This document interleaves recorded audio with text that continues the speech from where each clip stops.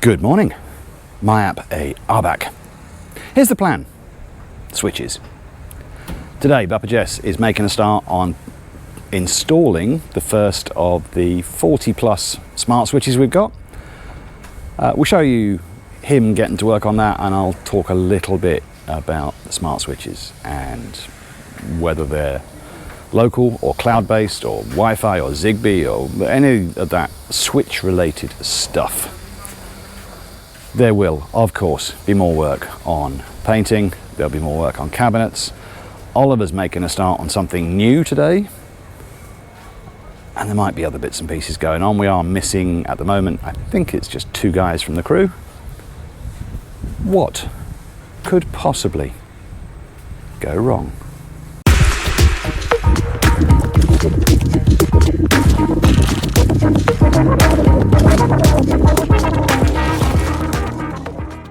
This morning, Bapa Jess is starting on installing switches around the house. We have, I think it's a total of 44. And there are 3 different types. I may have shown these a long time ago. I'll try and find pictures and stick them up again. There's 2 manufacturers we're using for the smart switches. One is Sonoff, and they have, well, I've got 2 different types which we'll show you, and the other one is Akara. So we've kind of come up with a very rough plan of where the different types should go. 4 of them are touchscreen panel, but they were expensive, so I only got 4. But we'll have a look and see now what those different ones look like. So at the moment, Bapa Jess is working on the touchscreen panel, one of the 4 we've got, and those will go 1 in here, 1 in the main kitchen, 1 just inside the front door, and 1 in the home theatre. All of the Sonoffs are 3 switches in 1. All of the Akaras are 2 switches in 1. So he'll have to work around where those go. Although my understanding is we potentially, if there is an additional switch that isn't being used, I can kind of fiddle with that a little bit and make it do something else. As long as I can connect everything into the smart home platform, I can play around to do a different scene, for example. There was a comment from Mike Lemieux that's worth mentioning. He talked about the outlets in particular and said if you lose internet, specifically Wi-Fi, they won't work. And in general, that's true. But if you get switches and outlets that use the Zigbee or Z-Wave protocols, you can bypass that and have everything local. Or, I don't think I'm going to be doing this, but there is an option, for example, with the Sonoffs. There is an option to flash them with something called Tasmota. I'm not sure, but maybe an alternative might be ESP Home. There's different softwares or firmwares that can be attached. So in theory, the Sonoffs, I can make them entirely local, entirely independent of the internet. Now, that does require flashing firmware, and I'm not quite sure I'm up to that task. It may be something I do later on, because I've mentioned before, as far as possible in this house, we want as many of these smart items to be independent of the internet as possible. Certainly that will be true of all the security cameras. It will be true of all of the sensors in the house, because they're all battery operated anyway and don't require a cloud connection. So mostly we will be independent of internet and Wi-Fi loss. That's the theory. Seeing Enrico and Richard are working on the next cabinet, just putting the back onto this. Rico, prior to the nails, did apply the mayonnaise, the wood glue. So now just nailing it all together ahead of sticking it on the wall.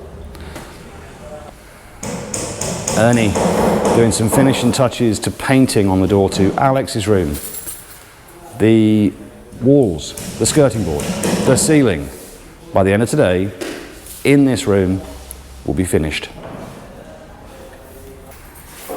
I can't really show this from the other side because the light is horrible, but JR's just working on the door frame, painting the kind of fake door frame on the outside with a dark brown paint that is what they'll be using on all of the door frames, all of which are kind of fake. Or they're metal underneath, but he's just painting a line where that metal is.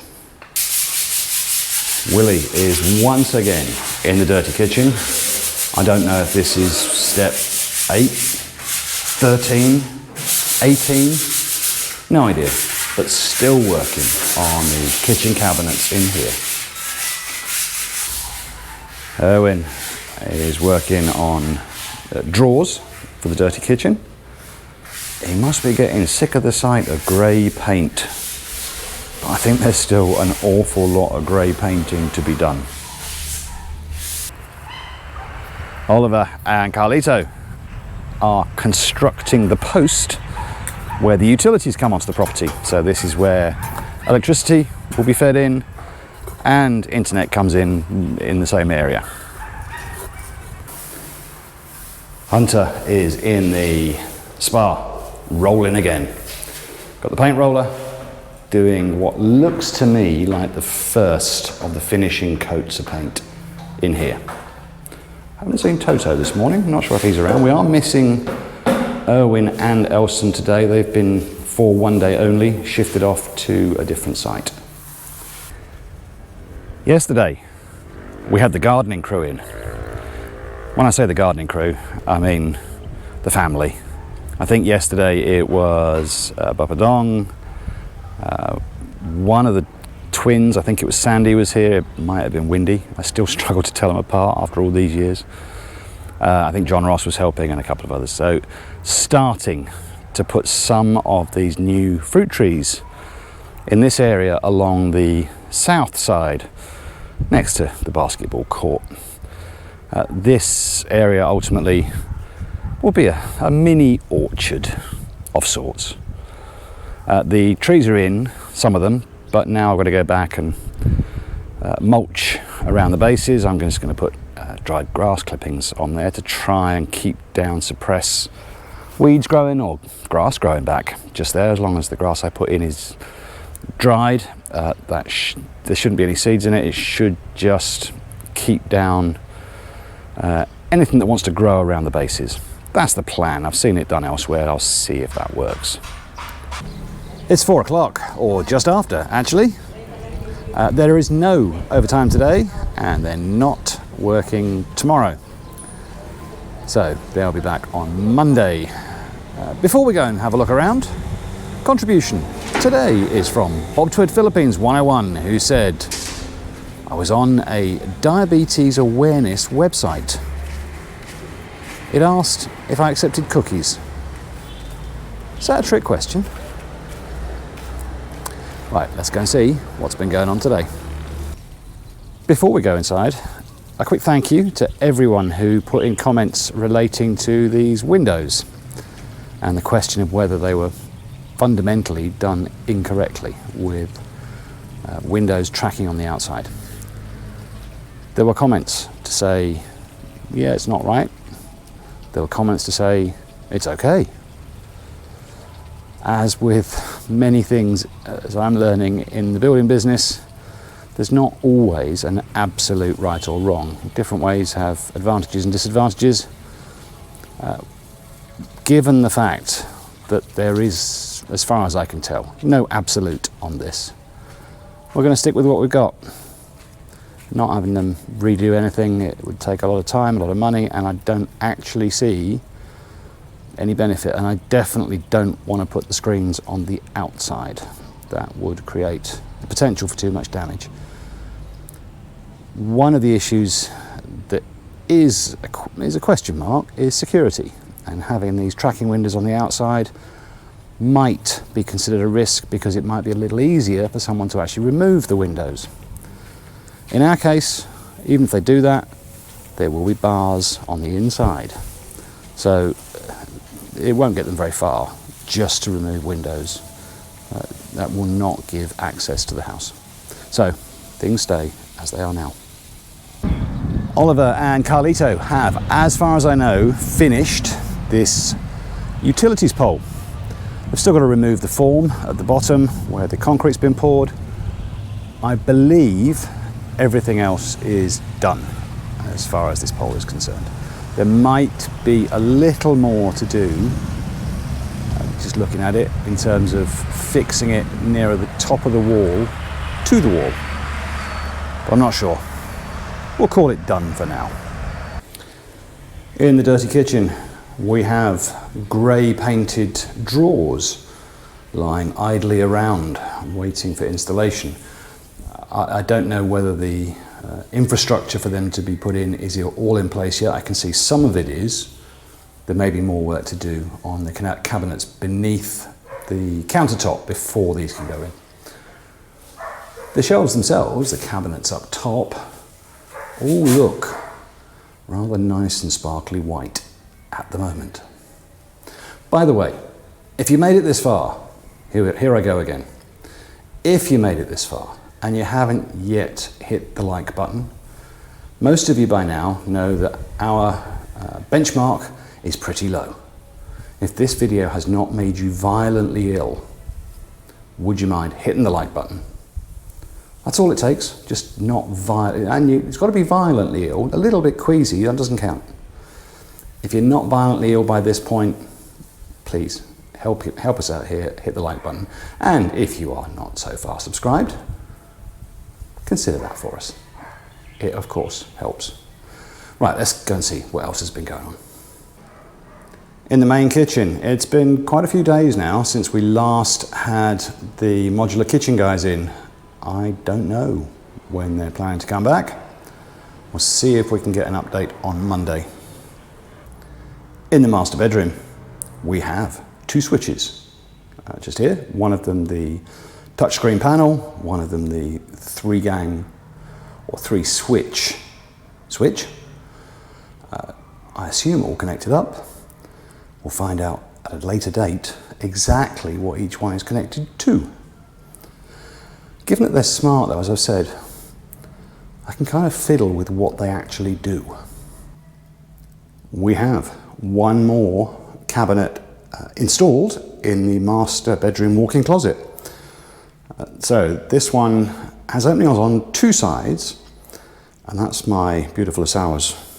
I think rather smart decision that there may be times when you're in the bathroom and you forget a towel. So from standing within the bathroom, just about, if we have towels stored on these shelves, you can just reach out and grab one. I like that idea. Still in the master bedroom, just to the right of the double doors leading to the balcony, we have one of the Akara switches. Two on this particular one, well, on all the Akara ones. Looking back towards the stairs, the room on the left is Aldrin's room. That has one switch at the moment, just on the inside of the door. And Alex's room on the right also has one switch just on the inside of the door. Behind me are Jack and Sabrina's rooms. Not yet. I didn't get a chance to check with Ernie or the engineer, but I think all of the painting in Alex's bedroom is now done. The walk-in closet still has a bit more work on it that is needed, but this whole area is getting closer. A couple more switches, a few Ethernet outlet switches required, well, not switches, but Ethernet outlets, connections. We're getting close to having a finished bedroom. There is still, I believe, a little bit more touch-up. Well, I can see there's more touch-up required on the TV cabinet and in the surrounding area. The end of the day and the end of the work week. Guys will be back on Monday. I may not be. I'm heading down to Manila to meet a friend and hopefully watch the World T20 Cricket Cup Final. if we can find somewhere in and around Manila that's showing it. Yes, Americans, cricket. You have to learn cricket. Actually, you don't. There's too many of you. If you got into cricket, it would all be over. The rest of us wouldn't have a chance. But for someone who's seen both cricket and rounders, sorry, I think you call it baseball, cricket is so much better. And yes, a game can take 5 days and end in a draw and still be thrilling. But the version I'm going to see is a bit bish bash bosh. T20 is one of the faster versions of the game. It's not the fastest, quite, but it's all over in a few hours. And England are in the final. Right, so that's the week. Maybe see you Monday, more likely we'll do a catch up on Tuesday. If you're watching this at the weekend, have a great weekend. I'll try and put my teeth back in and say that again. If you're watching this at the weekend, have a great remainder of the weekend. If you're not, have a great whatever and whenever you're watching. See you next week.